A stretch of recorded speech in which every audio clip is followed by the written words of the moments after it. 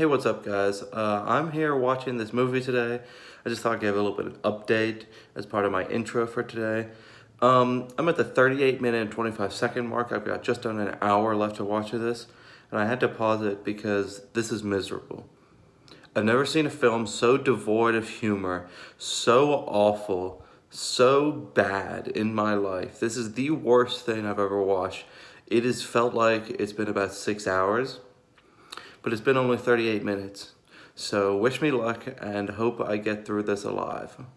Thank you very much. Hello again, everybody. This is Ryan from Ryan's Reviews. Welcome to another episode of 100 Films in 100 Days, episode 18. Now, something I'd like to do before I really get into the review, I know this is going to seem strange because usually I do this at the end of the episode, but I think I'm going to start doing it at the beginning so people actually watch it. So as I get into this review today, I'm going to explain why this film, The Son-in-Law, is the worst film I've ever seen in my life, and it is so bad I don't deserve to have it even in my collection. It is that bad. It taints my collection by even being in there. So what I'm going to do is I'm going to do a giveaway. What I'm going to do is sign my copy of Son-in-Law and then send it to someone who I choose randomly based on whether or not you comment.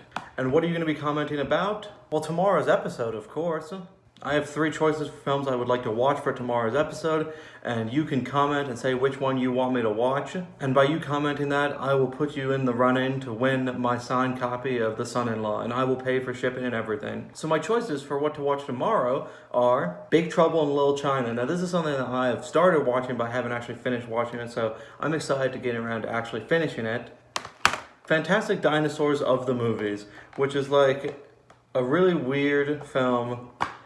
I don't even know if it's a real film, but it's like this sort of documentary thing about giant monster movies or something like that. It cost me $30, so it must be pretty rare. I think I bought it at some sort of Comic-Con.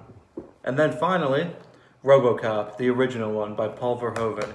Now, I know from my Starship Troopers review that it made it seem like I'd already seen this film, but I actually had not seen RoboCop yet. So pick which one you want me to watch, comment down below, and I can randomly give one of you my copy of Son-in-Law. So now let's get into the actual review. This may be one of the worst films I've ever watched in my life. It lacks every single possible quality that could make a film good. It is disgusting. It is awful. It is the worst thing I've ever seen in my life. I know I've just said that multiple times, but I am so horrified by it. I've never seen a film so absolutely devoid of humor, so unfunny, falling flat every single time, so obnoxious. I hate it. I hate it so much. I've never seen an actor as unfunny as Pauly Shore. I don't know how he was ever even had a modicum of popularity. How? Apparently he had some sort of popular television show, the Pauly Shore Show. He's the most annoying person on the face of the earth. I would never have him on my fucking television show, for Christ's sake. It's just so bad, man.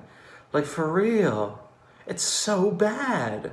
Now, I'm completely miserable right now. I have never been so unhappy after watching a film. But it's just, not even that. It's not even worth my anger. I'm not angry. I'm just miserable. Because, I was angry at Suicide Squad. I was angry at Batman vs. Superman. I was angry at God's Not Dead 2. I was angry at the 1998 Godzilla movie. I was angry at I wasn't necessarily angry at the 2014 Godzilla movie. I actually loved that one. I was angry at the Star Wars Holiday Special.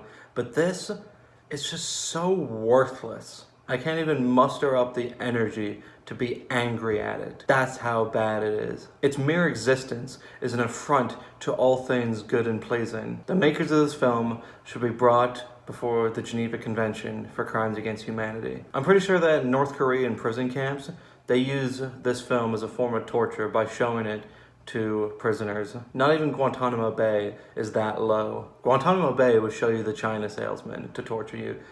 North Korea, they'd show you Son-in-Law. And if you keep up with any sort of, not quite current events, but like events with has-been celebrities like I do, I love me some good old has-been celebrities. But Pauly Shore is still trying to cling on to his last little bit of relevance from the 90s, but no one cares. Nobody cares about him. He's just a sad, pathetic man who was once popular for making stupid, cringy, immature, petulant, just awful jokes.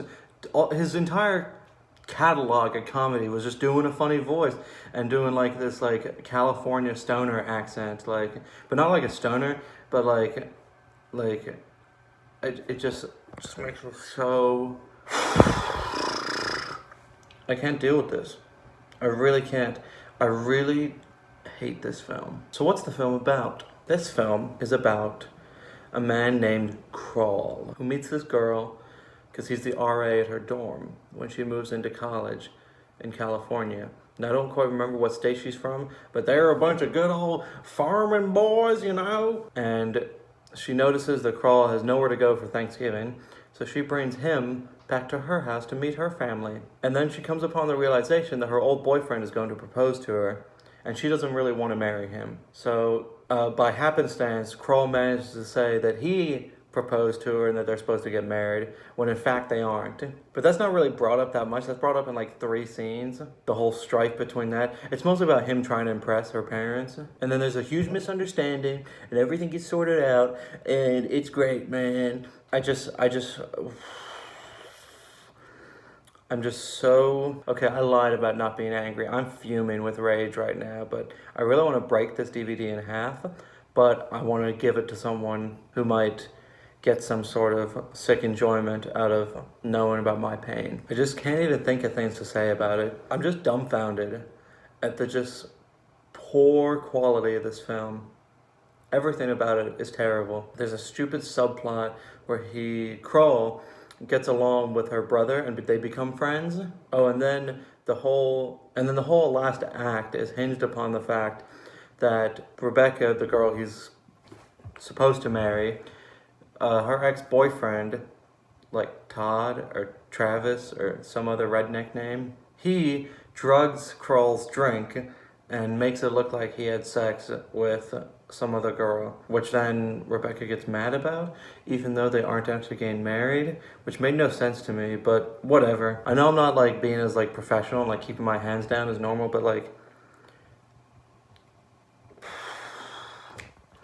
I just can't right now. I'd like to make a list of films that are better than this.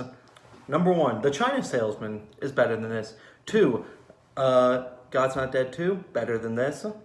Number 3, Cannibal Holocaust, better than this. Number 4, The Room. Number 5, Manos Hands of Fate. Number 6, Catwoman with Halle Berry. Even though Halle Berry is one of the most beautiful women to have ever lived, that was a terrible movie. Number 7, Alita Battle Angel, which I haven't actually seen yet. Did I already do number 8? I think I'm on number 8 or 9, whichever one. Leprechaun Goes to the Hood Part 2 is better than this. Troll 2 is better than this. Any film starring Rob Schneider is marginally better than this. Any film starring Andy Dick is marginally better than this. Master of Disguise starring Dana Carvey is marginally better than this. Super Bowl 53 is better than this. The 1997 NBA dunk contest is better than this. E.T. the Porno is better than this. My only hope in life is that I never ever have to watch another Pauly Shore movie ever again. I wouldn't wish this fate upon my worst enemy. It's that bad. Don't ever watch this. Is there a way I could give this negative stars out of 5? Letterboxd, can you let me start doing that? Start letting it give it negative stars? I would really appreciate that. But until that's the case, and usually on Letterboxd, no one really notices a 0 star because like it doesn't quite exist, but half a star I'm gonna give this. This is half a star. Oh, another film that's better than this, The Phantom Menace. The Phantom Menace is better than this. Let that sink in. Star Trek V is better than this. I don't even know what I'm watching tomorrow. That's up to you guys. Make sure to check down the description. All my friends are down there. They're really cool. You should definitely follow them and check them out. This has been Ryan Reviews, another episode of 100 Films in 100 Days, and I'll see you guys tomorrow.